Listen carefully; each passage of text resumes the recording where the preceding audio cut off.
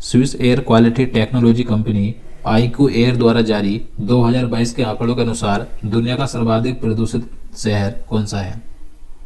तो आंसर ये होगा लाहौर, पाकिस्तान। तो आईक्यू एयर द्वारा 2022 के आंकड़ों के अनुसार दुनिया का सर्वाधिक प्रदूषित शहर कौन सा है? तो पाकिस्तान का लाहौर शहर है।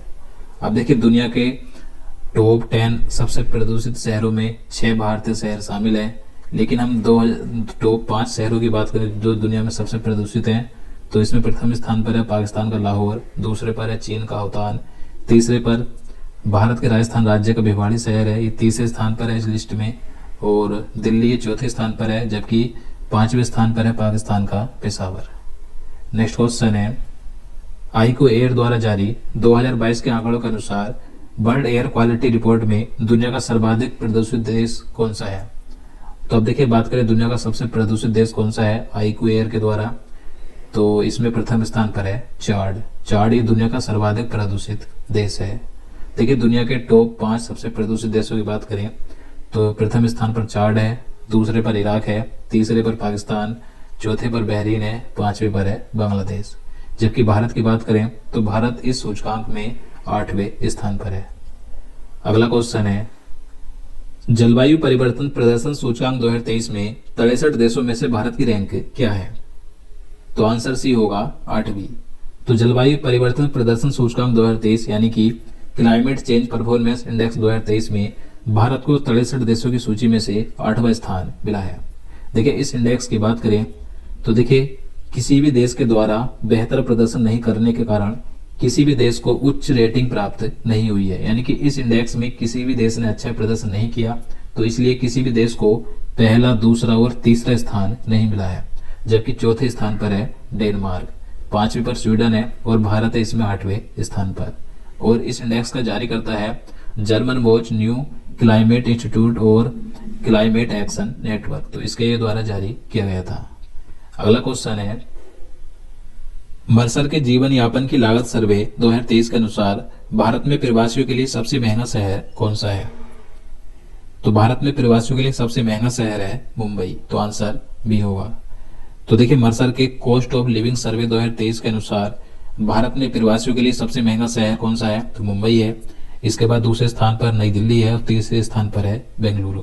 और बात करें वैश्विक रूप से यानी कि दुनिया में प्रवासियों के लिए सबसे महंगा शहर कौन सा है? तो हांगकांग है। नेक्स्ट क्वेश्चन है, हुरून ग्लोबल यूनिकॉर्न इंडेक्स 2023 में भारत की रैंक क्या है? तो इस इंडेक्स में भारत को तीसरा स्थान मिला है, तो आंसर सी होगा। देखिए हुरून के अनुसार भारत में कुल 138 यूनिकॉर्न है, जबकि इसमें देखिए पहले स्थान पर है अमेरिका, दूसरे पर है चीन।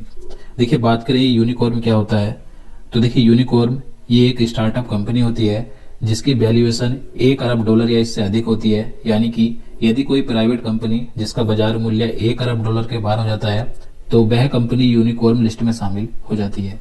तो भारत में इस प्रकार के 138 यूनिकॉर्न है, तो भारत को इसलिए इस इंडेक्स में तीसरा स्थान मिला है। नेक्स्ट क्वेश्चन है, वर्ष 2023 की राष्ट्रीय संस्थान रैंकिंग फ्रेमवर्क में किसे ओवरऑल रैंकिंग में पहला स्थान मिला है? तो 2023 की राष्ट्रीय संस्थान रैंकिंग फ्रेमवर्क में ओवरऑल रैंकिंग में पहला स्थान मिला है IIT मद्रास को, तो आंसर सी होगा, याद रखना है। अगला क्वेश्चन है, CSE रिपोर्ट के अनुसार पर्यावरण के मामले में कौन सा राज्य शीर्ष पर रहा है? तो आंसर भी होगा तेलंगाना राज्य है। तो देखिए CSE यानी कि centre for science and environment द्वारा एक रिपोर्ट जारी की गई थी जिसमें भारत में पर्यावरण के मामले में यानी कि अच्छे पर्यावरण के मामले में पहले स्थान पर है तेलंगाना राज्य है। तेलंगाना राज्य समग्र पर्यावरण प्रदर्शन के लिए पहले स्थान पर है। इसके बाद तेलंगाना के बाद दूसरे स्थान पर गुजरात है, तीसरे पर गोवा, चौथे पर है महाराष्ट्र। जबकि इसमें देखिए राजस्थान, नागालैंड और बिहार ये सबसे निचले पायदान पर है। अगला क्वेश्चन है, डिजिटल भुगतान के मामले में कौन सा देश शीर्ष पर रहा है? तो आंसर ए होगा भारत। तो देखिए डिजिटल भुगतान के मामले में प्रथम स्थान पर है भारत, जबकि दूसरे पर है ब्राजील और तीसरे पर है चीन। देखिए दुनिया में सबसे ज्यादा डिजिटल पेमेंट करने के मामले में भारत टॉप पर है, क्योंकि भारत ने 2022 में करीब 89.5 मिलियन डिजिटल लेन देन किए हैं। तो भारत डिजिटल लेन देन में प्रथम स्थान पर है। अगला क्वेश्चन है, भारत की सबसे मूल्यवान निजी कंपनी कौन सी बनी है? तो भारत की सबसे मूल्यवान निजी कंपनी बनी है रिलायंस इंडस्ट्रीज लिमिटेड। तो आंसर ए होगा।